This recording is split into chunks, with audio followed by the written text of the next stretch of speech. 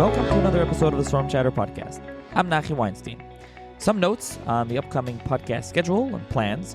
There are 2 episodes on Radak on Bereshis, one with the translator-editor of the new 2-volume Hebrew-English edition of Radak, and one with Professor Yitzchak Berger and his book Analyzing Radak on Bereshis. So they'll both probably be released in 1 week, kind of back-to-back. There are sponsorships opportunities available for both. There's also an episode planned on the excellent new book by Professor Elisheva Kalbach and Deborah Kaplan about the lives of women in the early modern period. That one also available for a sponsor. A mini-series in the of Karen Magid Meishar I've been working on for a while. 2 of the 3 episodes are recorded and sponsored. Hope to finish shortly with the 3rd, and that's available for anyone who wants to sponsor.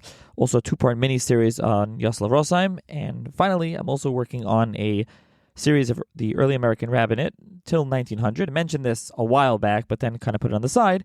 Working on it now. 8 of the 12 episodes are sponsors. So any of these, if anyone's interested in sponsoring, or anything else, you can email me, sfarmchatter@gmail.com. You can message me if you're on the WhatsApp or reach out. Also, I have other things that I'm working on, many other episodes that are recorded that are coming. So if anyone has any other guest ideas or topic ideas, please email me. Again, sfarmchatter@gmail.com, or reach out on the WhatsApp if you're on the chat. You can find a link in the show notes to sponsor an episode. You could also find a link to subscribe to the Sfarm Chatter WhatsApp community, new books, new Sfarim, and so on. Book deals as well. Also a link to the Sfarm Chatter WhatsApp status. And finally, if you can subscribe to the podcast and rate if you listen on Apple, and enjoy this week's episode. Hi, everyone. Welcome to another edition of the Sfarim Chatter Podcast. On this episode of the podcast, I'm going to be joined by Professor David Ruderman, who is the Joseph Meyerhoff Professor Emeritus of Modern Jewish History and the Ella Daravoff Director Emeritus of the Herbert D. Katz Center for Advanced Judaic Studies at the University of Pennsylvania. He is the author of numerous books, and we will be discussing his newest book, which is titled The Making of an Anglo-Jewish Scholar, The Unconventional Life and Thought of Solomon Yom Tov Bennett, 1767 to 1838, published by Dick Reuters. So thank you, Professor Ruderman, for joining me. You're welcome. Let's start off. Tell the listeners a little bit about yourself and your background. Okay, I'm an American Jew, and I've studied at a variety of institutions in the United States. I went to City College when it was 95% Jewish, and probably that was the peak of my experience. It was such an incredible experience where I fell in love with history. And I studied as an undergraduate at JTS, their Beit Midrash Lemorim, where everything was in Hebrew, where all these lecturers spoke with Ramah Hebrew, But my doctorate is from the Hebrew University. I figured I needed to, if I was going to immerse myself in a Judaic world, I needed to spend a lot of time in Jerusalem. So that's where I did my doctorate. My first position, I came back in 1974, 75. I finished my doctorate. I came back to the University of Maryland at College Park, this very large campus, and created the Jewish Studies program there, which has grown into a very large program. At the time, I was the first, and supported by a chair that the Baltimore Jewish community had given. And then we continued to raise and grow, and it became a large program. In I'm trying to think of the dates here. I was there from 74 to 83, and then I was called on high by Yale for some reason. They interviewed me for a job, and while most of the candidates were much older than me, they seemed to make a mistake and gave it to me. And I came to Yale in 84. In 83. And I was there until 1994, and I created the Jewish Studies program there. Sid Lyman had been there before, but he had left by that time. Judah Golden had been there, but they never developed a full program. I raised with a group of colleagues lots of money. I think Yale is the most heavily endowed program in Jewish Studies now in the country. Whether they allow them to spend it is another question, but we did very, very well at Yale, and I have a lot of exciting stories to tell. But I eventually left in 1994 to come to Penn, primarily not only to be in the history department where I have been for the last 30 years. I retired in 2020. But also to direct a new Institute for Advanced Study, which was originally Dropsy College, which became the Annenberg Institute from a gift from Ambassador Annenberg. But my responsibility was to link it to Penn and to raise the endowment, which would allow me to make it a permanent institution. And what it does is bring 20 scholars from all over the world around a given topic. It's a kind of, I guess, I would say secular yeshiva, but that's not true because they're always a combination of secular and religious Jews and non-Jews. But the topic really defines the year, and we bring young and old, men and women, Jews, non-Jews, but a serious group of people. And we created a book at the end of the year. It wasn't simply an oral Torah. And we deliberated throughout the whole year with guests coming in and out, a real Beit Vad Lechachamim. And I was very fortunate. One of my many attributes, I love administration. I love fundraising, believe it or not. And we endowed the entire center for $60 million. So it is self-perpetuating. And I hope, unfortunately, I had to give it up a number of years ago, but it continues and it leaves an impact, I hope, in its great years. So many Israelis and Europeans came, and it was a very exciting program. So I retired in 2020. I've been at home. This is the book that I wrote during the pandemic that we're going to talk about. So I was very isolated, sitting in my house, but learning how to use the computer to get into all kinds of archives and things. And that was very exciting. So that's B'Kitzur, my story, my academic story, at least. I have 2 children and 5 grandchildren, and I don't know what else you want to know about me, but and a sister who lives in Israel, and very connected to Israel. I've also spent an enormous amount of time in Europe teaching at European universities. And that was an extremely enriching experience. And it is amazing that there are such still strong programs. I mean, I think we've entered a very difficult period for universities in general, but certainly the European Jewish studies programs, some of them are very, very serious. And their connection with Israel is also very, very close. At least, as much as it can be. Everything has changed in the last year or two, of course, but Europe is to see the places, to visit and to teach Jewish history by being there is quite an extraordinary life experience. Anyway, I stop. Enough about me. Too much. Yeah, listen. No, that's perfect. The listeners can now understand a little bit who they're hearing from. Okay, so now we turn to your academic career, and mainly we're going to focus on the new book. But I do have a question for those that are familiar with you, but at least we should mention here. Your early books, and those that are familiar, and one day we'll convince you to come on the podcast, perhaps talk about Rabbi Avram Farisol, who was your first book, and a fascinating figure many don't know about, and you also wrote about Avram Yogel, another interesting figure. And so these are, for those that don't know, we're talking about Italian figures. This is 15th, 16th century Italy, early modern period. And then this new book, and I'm segueing into the new book, and then you've written on some other, in-between figures, and the new book here is 19th century in England, more kind of Haskalah a little bit. Quite a stretch, English and Haskalah. Yeah. Right. So what happened? What was that shift? And and then we'll segue into Bennett, how we get to Bennett, who Bennett was, and what's going on with this new book. But how did you do that shift? You're interested in early modern, and you shifted all the way late. Good question.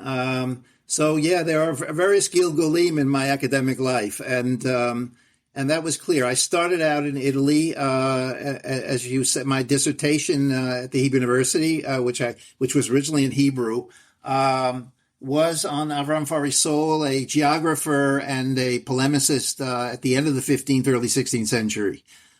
So it's not only a movement geographically, but also a movement in terms of time, in terms of my work. And Yagiel was 16th century also. He was a physician. He wrote an Italian novella in Hebrew. He wrote a catechism. He wrote all kinds of interesting things, and I spent years just reading his manuscripts because most of his work is still in manuscript. But so how did I get there? I think the turning point was 1995. I published a book on science and discovery, Jewish thought and science and scientific discovery in early modern Europe.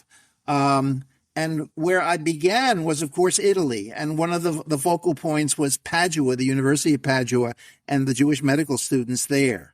But what happened was the last couple of chapters led me to England. And there I discovered a whole group of Jews infatuated with Locke and Newton, and particularly Newtonian science. So all of a sudden, the last couple of chapters of that book are dealing with England.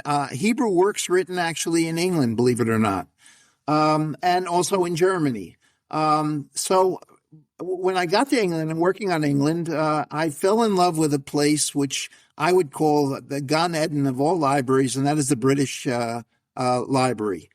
Originally, it was an old library that was it was a part of the British Museum, and then they built their own building. I don't know if you've ever seen it in London. I never wanted to leave that place. I just wanted to be locked in there and spend the rest of my life there. And it worked very well because my wife always wanted to go to ballet and the museums in London, and I could work in the library every day. So I must confess, part of it. And then I started looking in these libraries, and I became so fascinated how good it was, and how the documentation and the manuscripts and so on. In any case, I slowly made a transition, not direct, first into the larger context of science. I was still writing other works, but I ultimately switched to England. And I just wanted to show you, you'll ask, I'll talk about this a little bit more in a minute when I talk about the book directly. But I wrote, this is my fourth book on Anglo Jewry. And do I have them all here? This was a book on the 18th century. It's called Connecting the Covenants, and it deals with Jews and Christians in 18th century England.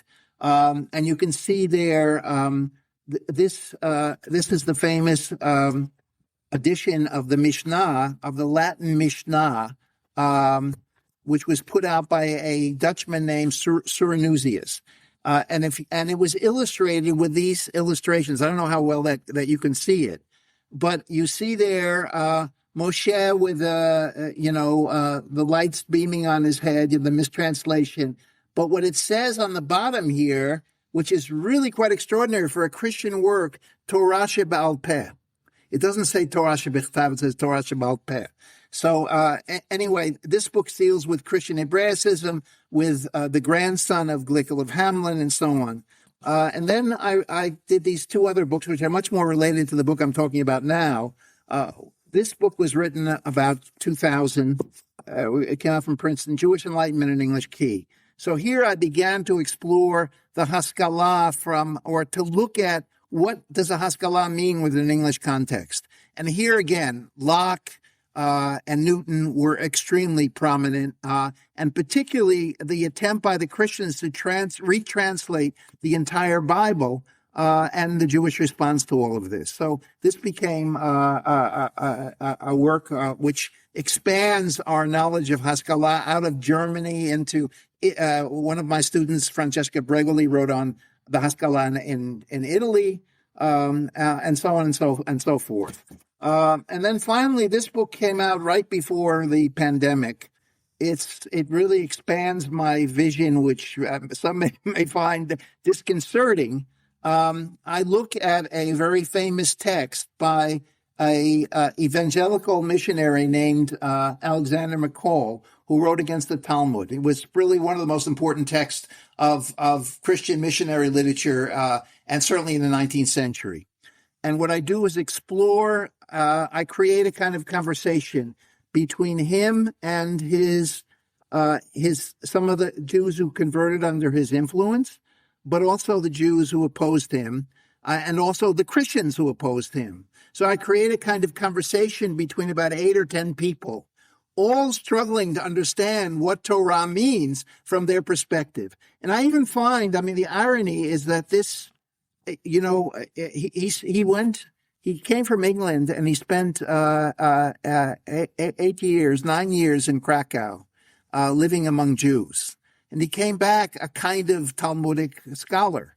And what is interesting about this and why everything is not white and black. Yes, he was a missionary. Yes, he attacked the Jews. But at the same time, he was accused of being a Judaizer by many of his Christian opponents, that he loved the Hebrew language. He talks about Hebrew books and he talks about Hebrew characters. And so there's this very interesting ambivalence, which I find in all kinds of things. I don't like to label people as a certain ideology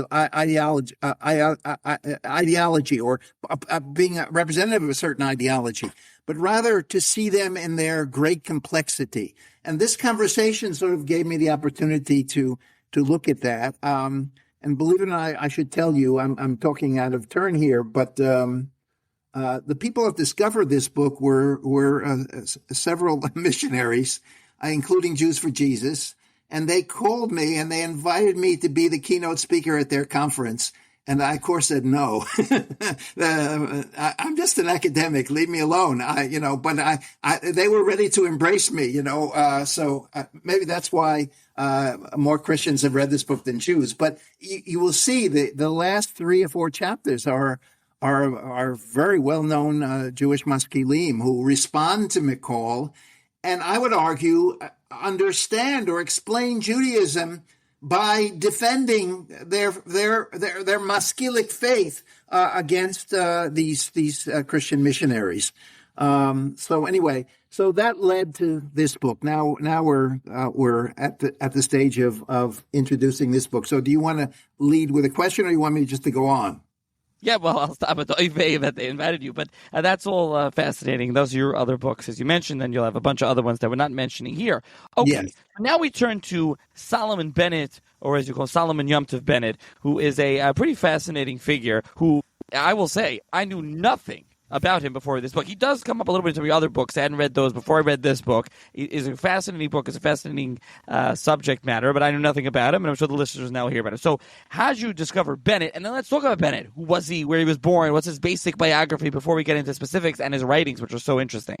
Okay, sure. The book emerges out of these 2 other books I just talked about, both of them written about the late 18th and 19th century. In other words, trying to construct the intellectual history of Anglo Jewry, particularly this book, Jewish Enlightenment. Already Bennett is a minor character in this Jewish Enlightenment book right here. And so I knew about him, but I never realized that he published so much and that he was so interesting. So one could see this as I suggest a kind of trilogy about 3 books written about this period from 3 different vantage points. The interesting thing about him is, besides being an immigrant from Poland, from Polotsk, from Belarus, and he is also an artist. He's an engraver. And we have I'm sorry I don't have a PowerPoint here, but if you do look at the book, and the book can be downloaded, so you don't have to pay for it, you'll see many of his engravings. I found about 25 of his engravings around. Many of them done obviously for him earning his parnasa. But many of them dealing with biblical themes, and actually picked up in Christian books and used for a variety of purposes. He even has a painting of Solomon Herschel, which we'll talk about, the chief rabbi of London, which got him into hot water because Herschel said, copy it off of this particular guy's painting. And he did. He produced his engraving, and the artist sued him, and he went to the rabbi saying, "Protect me." And the rabbi said, "I don't know you." He was thrown into debtor's prison for several months, and only rescued when a group of his Christian admirers pulled him out of jail. But nevertheless, I discovered, believe it or not, his engraving, which was not allowed to be printed, but there is a copy of it, and I got there's a photo of it in the Jewish Theological Seminary library, which I just discovered by chance. And it doesn't have the name of the artist on it, but it has the name of Bennett. So it's for sure. So one of the things that was interesting to me was the relationship between his art, his interest in architecture, his interested in measurement, all of these things which had something to do with his own profession, also had relevance for some of his Jewish writing. But basically he begins, so the story goes like this. He starts out, he's born in Polotsk, right before the partition of Poland. And by the end of the century, he's raised in I know very little about his Jewish background, although that he obviously had a traditional background and knew Hebrew and knew rabbinics. He left in 1792, declaring that he needs to study the larger world, this clarion call of a maskil. And he was going to leave Poland to go to Copenhagen, where he was going to study in the School of Art and Architecture in Copenhagen. It's a little more complicated than that, because he would carry around with him where he traveled, instead of passports, he had all of these documentation of his traveling and his ability to leave the country. You needed to have some kind of official documents. So he left us an entire manuscript. It was probably, he kept it in his little wallet or his bag. Documents in Russian, documents in Ukrainian, documents in French, and even documents in German and even in Danish. I found which he put all together. It took me a while to figure out. I couldn't read the Danish. I thought it was German, and I sent it to one of my colleagues, and he said, it's not German, it's Danish. So I found a scholar in Denmark to translate it for me. In any case, in these documents, we have a much more complicated picture of a man who was probably his family was involved with distilleries and with taverns. This was, of course, the big Jewish profession in Poland at the time. And he was a man of some means because his family had to support him to leave Poland in the first place. And he also seems to, in the documents, it describes how he went off to various places for economic reasons, being escorted by various people that took care of him and so on. So he wasn't necessarily so poor at all. What is unfortunate about the situation, though, is he seems to have married. We know nothing about his family or his wife. And then he just decides he's going to leave. And his detractors, and he did have many detractors, said he was leaving his wife as an aguna. And we don't really know the story, but certainly there was something very wrong with this, obviously, because later on, many years later, he remained a bachelor for a very long time. But apparently, after his first wife died, he remarried a woman, a Jewish woman, but she was only 17 and he was already 51. So that's another incongruity. I mean, this guy is not a perfect human being. In any case, he leaves and he ends up he goes through Latvia, through Riga, and then finally he crosses over into Copenhagen, where he spends from 1792 to 95, gets his degree from the university there, and then is invited to Berlin, where he spends 4 years in Berlin. Now, you would think that in Berlin, the Haskalah and all of the currents of learning that were going on would attract him, but they did not. He knows who Mendelssohn is. He knows who some of the other figures of the Haskalah are, but he never mentions anything about his Jewishness, and he doesn't write anything about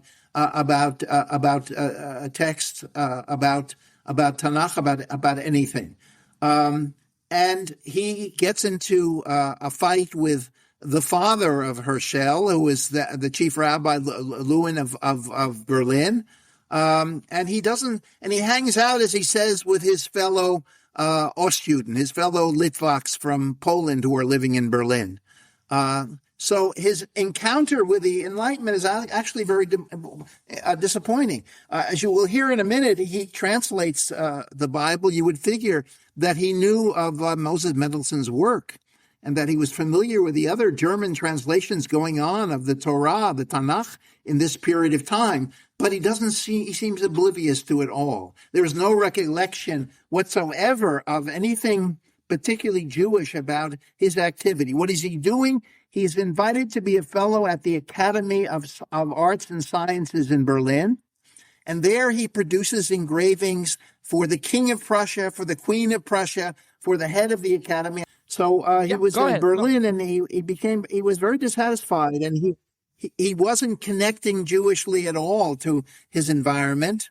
And he was making a living, as I said, by creating these incredible engravings which sold. He won a prize for his engraving of the King of Prussia and his wife, which gave him obviously a certain amount of income. And he also created a whole group of other engravings, believe it or not, are still in the Berlin Museum. I found all of the engravings that, at least, about 10 of them that were sitting there in Berlin. But he was making a living as an engraver. At the end of his 4 years, in 1799, he says, "I've had enough. Berlin is not open to Jews. I don't really feel comfortable here, and I feel too restricted as a human being, and I'm going to London." So he makes his way, and he arrives in London by 1800. And there, as an immigrant who, I don't know how much English he knew, had to learn a new language. I mean, it's one thing to learn as a Pole, to learn German, or, he obviously knew German, and he learned Danish as well. But how he learned English. So for about 9 years, we hear about him only indirectly from his later writing. He seems to have not only become active as an engraver, he takes his first steps towards thinking about himself as a Jew and writing his Jewish writing. So so in 1809, in other words, 9 years after he had arrived, he publishes a work called Netzach Yisrael, the constancy of Israel, as he calls it in his English, and he publishes his first work in English. This is a transition, a major transition in his life, because he's writing about Jewish themes for the first time, and he's also looking back at his past. So the first part is an exposition against the missionaries. The missionaries are a real problem, and that's why that's the subject of this previous book. The missionaries are a real problem. The Society for the Advancement of Christianity Among the Jews had become a dominant missionary group in England at the time, founded by Joseph Fry in 1807. And by Bennett's time, it was a real scourge. And Jews, particularly vulnerable, poor Jews, there were thousands of Jews living in London. Most of them were not intellectuals, but were poverty-stricken, rag pickers. This is the subject of Todd Endelman's very great book that he wrote on the Jews of Victorian England, which he describes this lower-class Jewry that became victimized by the missionaries. So the first part of the book is to defend against two missionary tracts. The second part deals with Jewish life in a contemporary setting, and then he frames his narrative to tell us the story of his birthplace in Polotsk, the situation which led to him to leave, and all of the details that I already talked about, but they come from his own perception. And then the third part is an exposition about Judaism and its contribution to the world and the world of Christianity. Essentially, how important the people of the book are to the British nation, and how he appreciates the British nation. And despite the fact that he disagrees with these Christian missionaries, he sees good Christians who are interested in him and his welfare, and therefore he tries to appeal to them and his love of Judaism in presenting himself to a Christian public. The book, obviously written in English, is written primarily to Christians, even though by this time Jews most Jews read English even better than Hebrew, at least the non-intellectuals, or no, I would say intellectuals as well.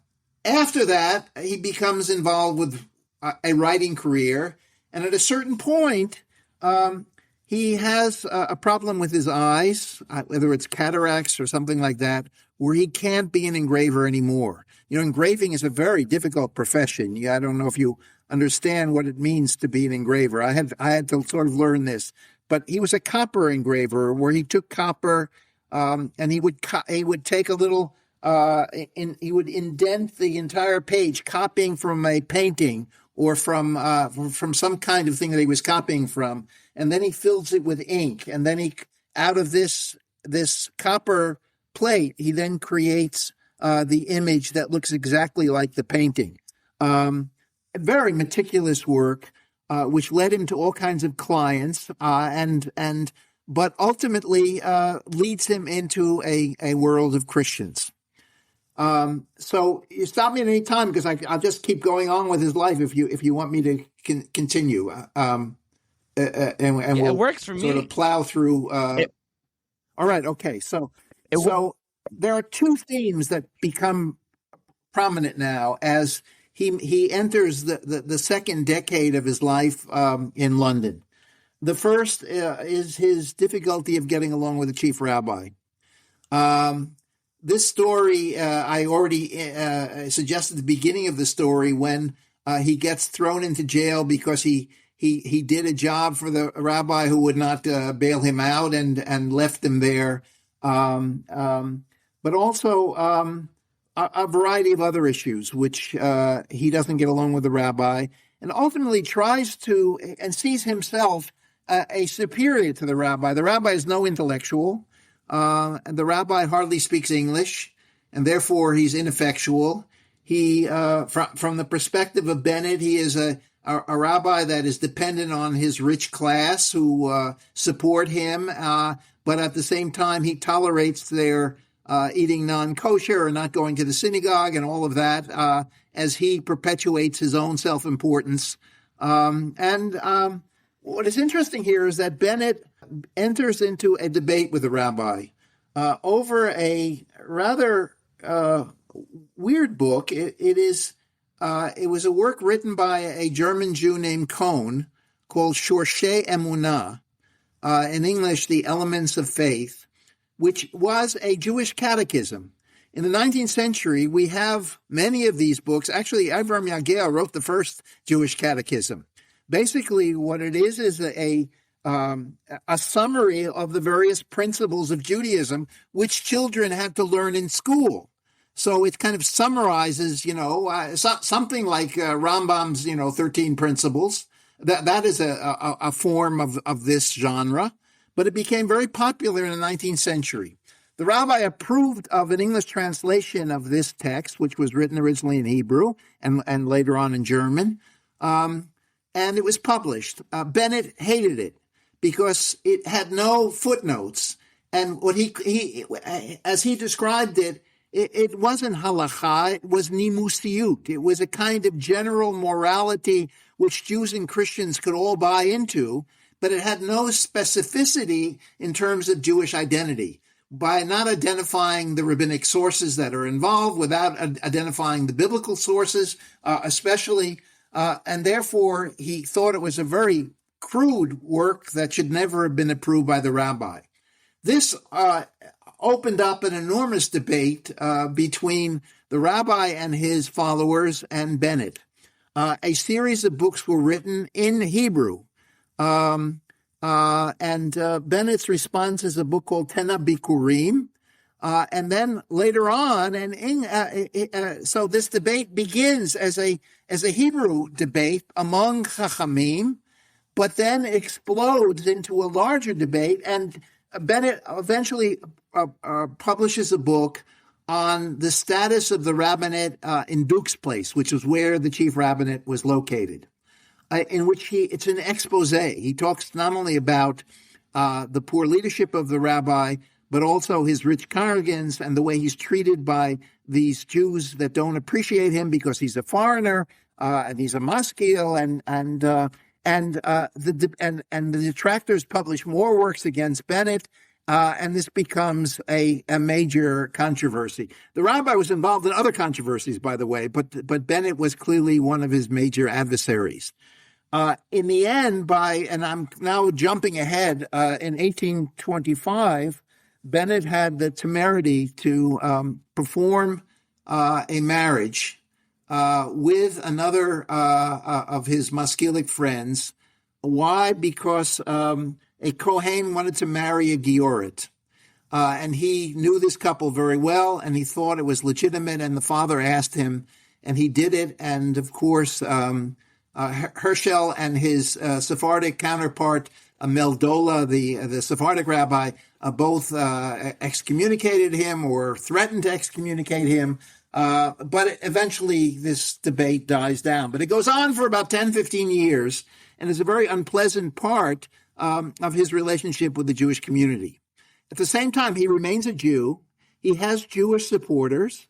He's buried in the Jewish cemetery. His wife is Jewish.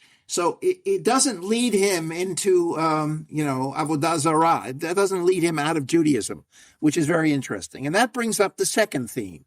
The second theme is that he is embraced by a Christian community, not just Stam, a Christian community, but a community. Question for you.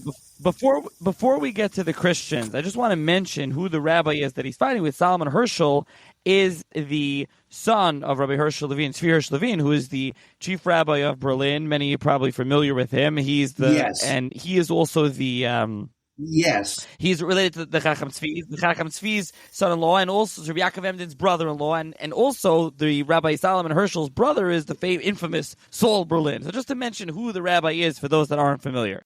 All right. No, that's very important. I'm glad you mentioned that. That's absolutely critical. And unfortunately, Herschel wasn't the most prominent in this group. In other words, he was the weak link that was sent to Anglia. He was sent to England. But certainly not. He's no Shaul Berlin, and he's certainly not his father either. But nevertheless, there are more complimentary portrait of Herschel than Bennett is. I'm speaking in Bennett's name now, but Bennett, of course, was an Ogea B'davar. He certainly had his axes to grind here, whatever the metaphor is. But clearly, you can find more complimentary portraits. But Solomon Herschel did not write books, did not write commentaries and so on. He was not a scholar like the rest of his family and his lineage. But nevertheless, I mean, I'm giving you the position of this. What's interesting here is the juxtaposition, or Bennett saw himself as an intellectual. Bennett gets into other fights. I must mention that Bennett has a contentious personality, and I described this in the book. He gets involved in a fight with Hyman Horowitz, another very interesting character, very prolific. And in fact, I spoke at the anniversary of the Institute for Jewish Studies in London, and I read from Hyman Horowitz's opening speech, which he gave as he took the chair, the first chair given in Jewish studies at the University College London, which was really, I think, one of the first, it could have been the first chair in Jewish studies held by a Jew. Christians held, Hebrew chairs before, but held by a Jew in the beginning of the 19th century. But Bennett is jealous. And Bennett sees himself as a superior intellectual, and Bennett writes a critique of Hyman Horowitz as well. So you see, to be fair to Herschel, I don't want to come down too hard on a chief rabbi, but Bennett clearly was angry and to several individuals. But here's the rest of the story. So let me go on from there. But I'm glad you inserted your part. He originally meets these Christians by being an engraver, but ultimately the doors open up and they learn of his knowledge of Hebrew, and he's invited to teach Hebrew. And he meets all kinds of interesting people. These are not just Stam people. They're dukes. They're intellectuals. They're librarians of great collections. They're certainly clergymen of very significant. I mean, I could mention all of the names. And what's also interesting is that they're not of one Christian coloring. They range from the most right-wing Anglican kinds of clergymen, clerics, to the most liberal Unitarian. He hangs out with all of them, and they embrace him. And some of them are even beyond Christianity. They've rejected their orthodoxy, and they're looking for new ways of reading Scripture. So what's fascinating here is that here's a Jew who kind of serves as a neutral sage to Christians who are fascinated by his learning and want to study with him and are open to study. And when he publishes his book in 1809, the first book, he actually gets some good reviews. They, of course, know he's a Jew and he's criticizing Christianity. At the same time, they appreciate that. One reviewer especially says, I mean, maybe we have to rethink our own traditions. When you begin to read this Jew and the way he presents Judaism, maybe we haven't learned enough to really be able to speak to this Jew. I mean, he's not going to admit that, he's giving up his Christianity, but nevertheless, they respect him as an intellectual. And what I do is I give portraits of every one of these Christians that interact with him, and I try to track down every one of the references. Many of them come from his own writings. But there are times when actually these writings. Oh, I should have had this open so I could find this right away. I don't think. Oh, here, look. He gets into a conversation with a guy named William Drummond. Just to give you one example, Drummond had written a book in which he tries to show that Greek astrology astrology and astronomy influenced the text of the Bible. Now, this is really crazy. This is beyond the boundaries of Christian faith. But he's interested in learning from Bennett. And he writes to Bennett a whole series of questions about Daniel and Ezekiel, and we have the response. I have to thank you for your answer to my remarks. Now, Drummond, here is Drummond speaking. My occupation at this moment makes it impossible for me to enter into particulars. I must do you the justice, however, to say that I think you defend the hagiographer, that is, the Ketuvim, which he's talking about, not only with ability, but with candor. I will fairly own to you that the latter part of the remarks was written chiefly with the view of knowing your sentiments on the subject. Perhaps you are not aware, again, he's speaking to Bennett, that we Notzrim, and he uses the word Notzrim, I dare not say plainer, seldom know the grounds on which you Hebrews rest your defense. See an article in the last monthly review and so on where you are openly attacked. It is necessary and unavoidable for the fairest and most candid critic in our happy land of free opinion. And yet, to those who look below the surface, you are secretly praised and encouraged. Now, that's written by a Christian intellectual to a Jew. And that's printed, by the way.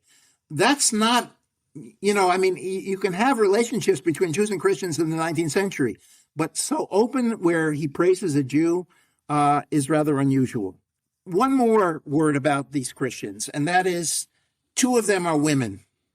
And I developed a whole chapter on those two women. One of them is a very notorious woman who was apparently humiliated, and where two Christians took her away and kidnapped her for a while, and it sort of ruined her life. She came from a very rich family, but she devotes herself to studying Hebrew. And she writes a work in Igeret, which she writes about her own Kabbalistic experiences. Believe me, this is not a very high-level book. But nevertheless, she hires a whole group of Jews to teach her Hebrew.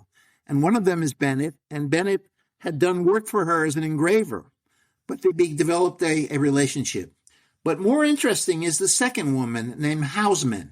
She was a rich Jew who lived outside of London, and she became a full devotee of Bennett.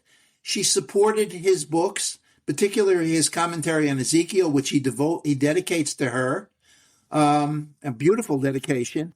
And she writes all of these books against science. She's an evangelical woman with very serious orthodox views about her faith, and she is critical of Newton and Newtonian science. Now, this is kind of weird for the 19th century already. You would think that Newton is accepted. But certainly there is a revival of evangelicalism in the 19th century, and there are still Orthodox Christians who are opposed to the idea of the solar system and the heliocentric view of the world. What is interesting is that in Bennett's commentary to Genesis, which precedes his translation of the Torah, which we'll talk about in a second, he offers very similar anti-scientific views, which are very unusual and particularly contradict the notion of him being a maskil. In other words, it's not black and white. He seems to be almost sounding like a fundamentalist.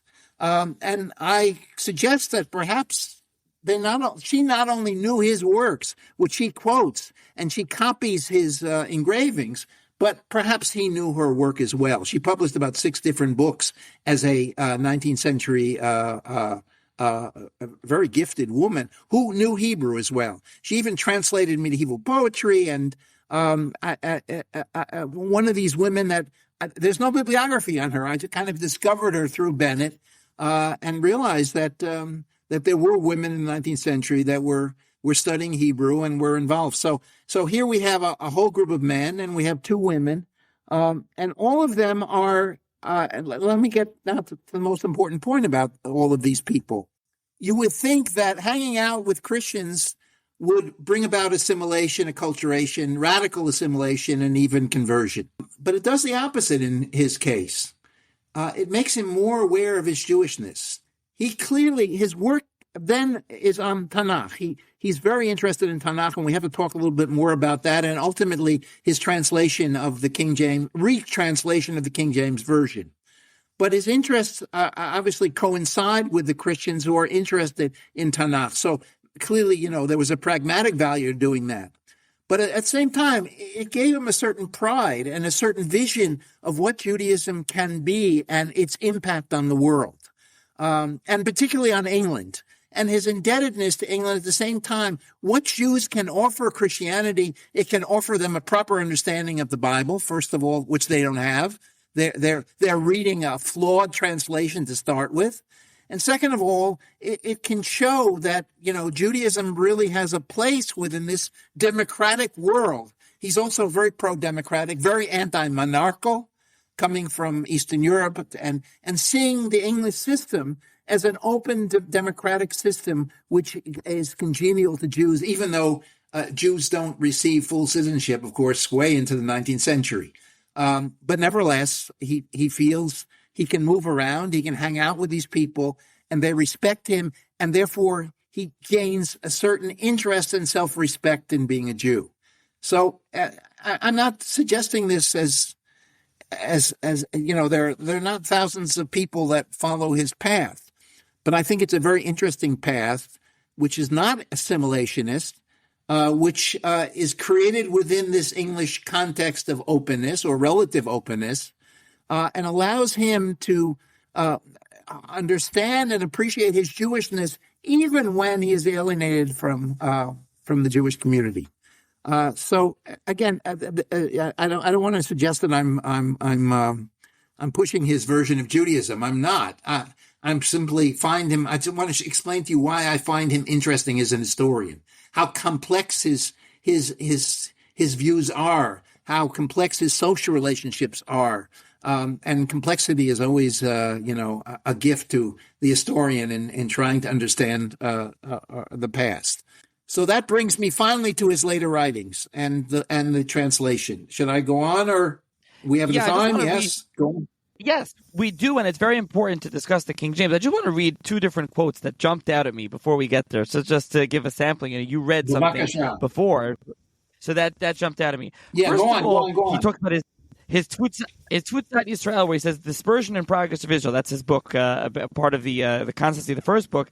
I like this quote. He says when he's talking about the The Jews, he says, indeed, gentlemen, you must acknowledge that the promise to Abraham, and in thy seed shall be blessed all the nations of the earth, does not allude to their mercantile state, their stock dealing, or eating good roast beef. Neither does it allude to any mortal vainglory. Yes. No. The blessings then must consequently be referred to some sublime spiritual objects, agreeable to the mind, beneficial to mankind at large, as well as individuals. So that was one quote that I thought jumped out at me, wanted to read. And another one is later, you mentioned Right, the and that's comment part from of his Ezekiel. polemic with those rich Jews that are eating roast beef. Yeah. Yeah, Okay, go on. Read the second one. The illusion still today. Okay, so the second quote is where he talks about Ezekiel. This is some of his encounters with the Christians you've been saying. He relates a story.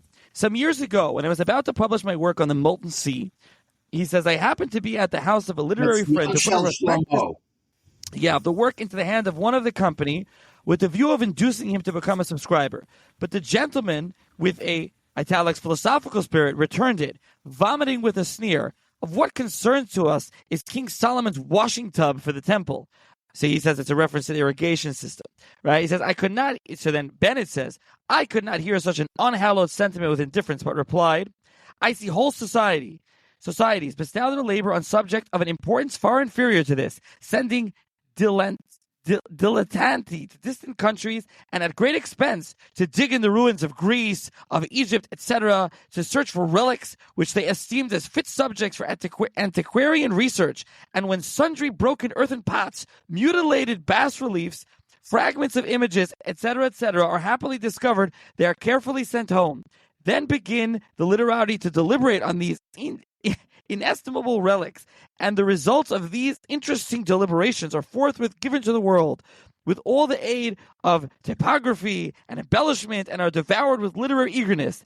Yet I never heard anyone exclaim in this philosophical language, what is it to us whether these broken pots of ancient superstition were chamber pots, washing pots, or vessels of drunkards, if those fragments once represented kings or tyrants or idols? But I may ask if it becomes us thus to revive the superstitions of the ancients, etc., etc. So I just want to, and he ends off here, such as the fruits of malignant prejudice when Judaism is its object. And I think it's a wonderful quote. It's still relevant today, and you see such quotes, and it really stuck out to me. And you can kind of get a flavor of Bennett, and his personality shines through when you read such quotes. Absolutely. And, your book is peppered with such ones. But I really like those two. Really jumped out to me. Now I'll let you talk about this fascinating project with the King James Bible. Yeah. All right. Okay. Thank you. Those are great passages. I like them as well. Let me just say, how do we define his identity? Well, a couple of things. I haven't. He was clearly a diaspora Jew. He was very critical of the monarchy and felt that the spirit of Abraham and the patriarchs and Moshe was destroyed by Solomon and David and so on. And as I said, he loved the democratic institutions or a monarchy which was only symbolic and it wasn't a real monarchy. So both the issue of government and the issue of diaspora, in other words, being a nation among the nations of the world, and this was long before Zionism, of course, and we can't expect him to be a Zionist at this point. But clearly, he had a very strong feeling about Galut, about the mission of the Jews to sharing their values with the world. The other aspect of his identity is lashon, is language. And he writes a lot. He writes a whole book on language. He argues with Hyman Horowitz about the origin. He believes that Hebrew from its inception was continuous and it wasn't changed over time, and it can't fit into the grammatical systems of other languages. So he's really a Hebraist who cares deeply about language. I think that his interest in Bible is also very much related to linguistic historical comments and also, of course, artistic. Now, this brings me to his commentary on Ezekiel. Why Ezekiel, the temple in particular, chapter 40 on? He describes in extraordinary detail, and he's interested in this text as he explains. He knows Yom Tov Lippman Heller's work. He knows Rashi. He knows Mishnat Midot, and he knows all of the issue of measurements, which he relies upon heavily in his own description of the temple. But he says he has something that no one else has, and that is what he calls hasagat siurit. And this brings together his engraving talents with his biblical talents. In other words, he wants to look at the biblical text from the point of view of its architectural, its measurement design, and he creates two plates. One of them I reproduce in the book itself. Two plates of the temple, which he explains every room and every measurement in great detail. And he, when he doesn't have the exact details, he is able to create to make assumptions about the text based upon the mathematical probability of how these rooms were constructed and so on. He writes that the temple is a real temple. It's not an imaginary temple. In other words, his original motivation is to argue with the Christians who see this as the kind of third temple of Jesus. It is not. It was the original temple. Zerubbabel and his colleagues wanted to create a temple that was similar to Yechezkel, but they didn't have enough money, he argues. They didn't have enough resources. So they created a temple that was much more primitive and not as fancy as the version that Ezekiel was demonstrating. But clearly they had in mind the blueprint of Yechezkel. But clearly his coming to this, and also the Yam Shel Shlomo, is an attempt to bring together his expertise of reading the biblical text literally and understanding that it is a real text and is a real temple that Ezekiel is talking about, and that Ezekiel was a real artist in creating that temple with its detail. I can mention all these other works, but I'm going to go on now to the final work, which is the translation. This was really rather unique. Well, it was unique and it wasn't unique. There were attempts by Jews before in England to translate parts of the Bible or to retranslate them. But basically, what is clear to most scholarship is that the King James Version was adopted by Jews, and even the great David Levy, who was the great Jewish figure of the end of the 18th century, even he published the King James translation along with the Hebrew version, with notes where he argued with any kind of Christian understanding. So in other words, they would amend the text, but they would still use the King James Version. In other words, it was such a ubiquitous text. To understand England is to understand King James translation and what that means, its centrality in terms of English culture and how it was so pervasive, even for Jews or particularly assimilated Jews living in England at this time. So there were attempts, but no one had attempted to do the whole Bible. What he decided to do about 10 years before he died prematurely at the age of 71, was to put out some specimens and then a plan for retranslating with a commentary the entire Old Testament Tanakh.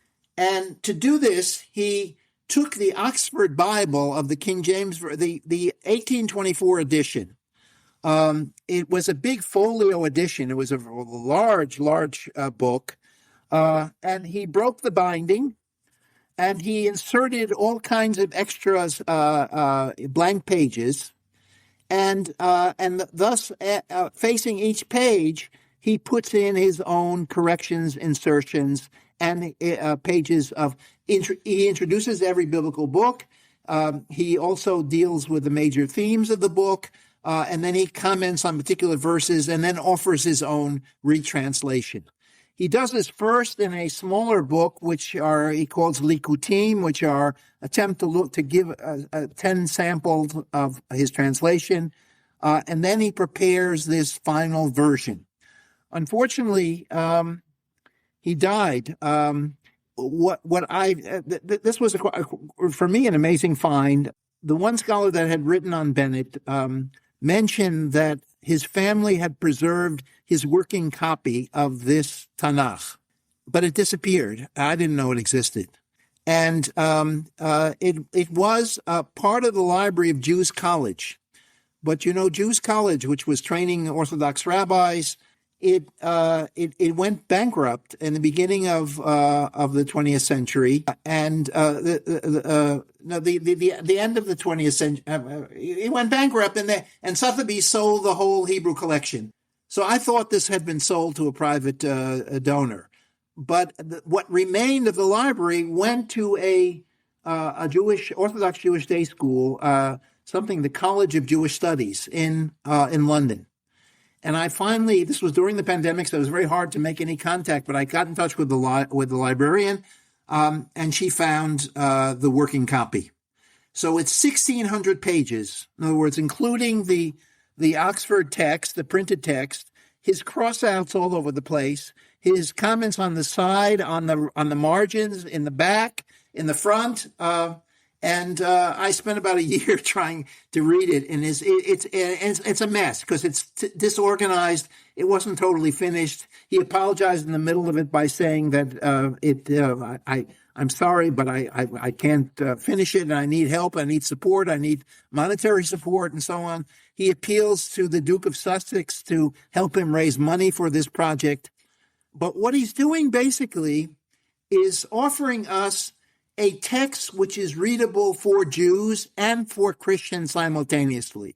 He wants Christians to have a good religion for themselves by having a proper text which is not mistaken. And all of the references, of course, to Jesus, all of the figurative language is, of course, removed.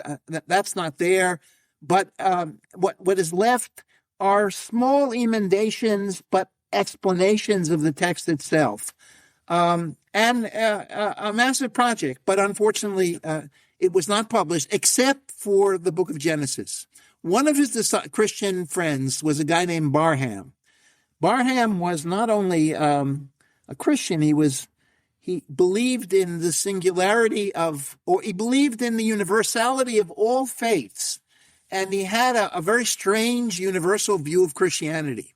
He agreed with the family that he would publish the entire translation in Hebrew with English with the English translation of Bennett on the other side.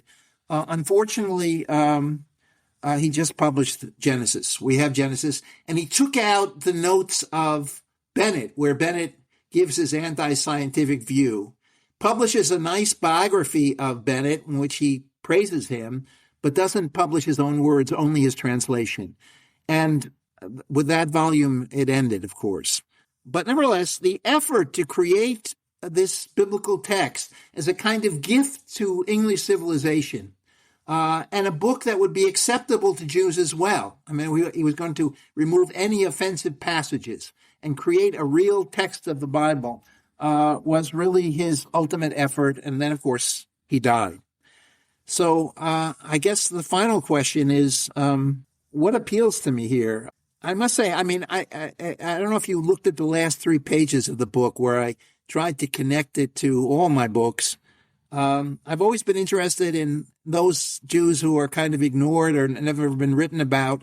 I don't write about the Rambam or Mendelssohn or, which people pour many, many pages over, but I write about, I don't know, you could call them secondary figures, but I'm not sure I want to detract, but all of my characters in my 10 books are clearly were not recognized. I mean, who knew about Yagel before I wrote about Yagel and Orfar Yisrael and so on? So I kind of had the chutzpah of saying the historian is a kind of mechayem metim. I love to excavate. I think for me, I mean, whatever my religiosity is, one dimension of it, or my spirituality, is my love of dead Jews and my small, modest ability to raise them to the consciousness of our own world. And I found in Bennett a really interesting example. Remember, Todd Engelman in his book said that Jews there were no intellectuals in London. There were no intellectuals in England. There were no Jews who were really coping with their Judaism from an intellectual point of view. And I argued, against that in my Jewish Enlightenment and English Key. But then I found another example from Bennett, and I had all these writings. And what was also extraordinary about this project was that I never have used the internet so much. I got into archives. I mean, I also spoke to librarians who sent me stuff and everything from all over the world, including the engravings and so on. But it's amazing how much is online. how I could get into the National Archives in London through the internet. I mean, it was just amazing. So this book was written in isolation. It was the kind of project I could do, and Bennett kept me alive through the pandemic, and I hope I return the favor by giving him a life to the few people that will discover this book and read it and find him an interesting character for the pantheon of Jewish figures from the past. Anyway, Zeu b'kitzur. And so to add, he's a fascinating figure, as I read some of those quotes and as people have heard you talking for the past hour. And, you mentioned there something we haven't touched on. You touched on more in the book besides his relationship with those women and the Christians and others. You lay out the fight much more in depth with Rabbi Herschel and others. Also, something we didn't talk about, as you mentioned, was his monetary. He's always complaining about money and a lack of money. And him and his new wife, they're in England. They have many children. And even after he dies, she's writing letters. Please help me. I need money. My husband, please help us. We need money. We have no money. Exactly. Money. That's a theme throughout. Yeah, no. The one thing you've noticed that there was one very quick point. The one of my sources, I found 35 letters in the English Literary Fund, which is a fund for indigent authors, which he kept applying for all the time. And we have all of his letters and all the letters of his donors. This is why I was able to reconstruct the group of Christians that were supporting him, because they wrote letters on his behalf. So that was again another. That's the wonderful thing about again another treasure of the British Library, of discovering letters like this. Who would ever think that we could read letters of this, on the part of an author to his potential donors. Definitely interesting stuff. So as you said, the book is open access. I will post the link, so anyone interested can just download the book. It's free. I'll also post a link for those interested in purchasing it. It's like $100. Eventually, it'll be paperback, hopefully, for those interested in reading it. And as you said, throughout, there's many nice, you have a lot of his engravings, pictures of the books that he published, the numerous books that he published. That's very interesting. It's about 230 pages or so. And I can say that at least I found it to be an enjoyable read, and it flowed. It was a very nice read. So for those interested in learning about something a little different than your typical. And thank you, Professor Ruderman, for joining me.